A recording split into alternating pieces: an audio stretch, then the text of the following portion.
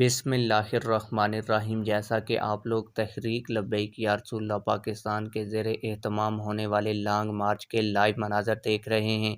आप लोग देख सकते हैं कि मोरो दादो सिंध से एक बड़ा काफ़िला टीएलपी के लॉन्ग मार्च का इस्तकबाल करने के लिए पहुंच चुका है।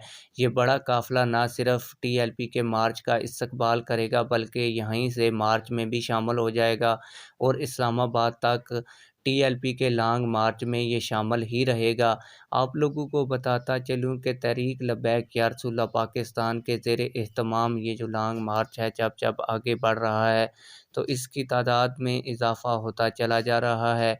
आप लोगों को बताता चलूँ कि टीएलपी के ज़ेरे एहतमाम हाफ़िज़ाबाद में भी एक बड़ी रैली निकाली गई और ये रैली शायर इस्लाम के ख़िलाफ़ कादियानियों ने जो अपनी इबादतगाहों के ऊपर मुसलमानों की मस्जिदों की तरह मीनार बनाए हुए हैं, इसके खिलाफ़ निकाली गई।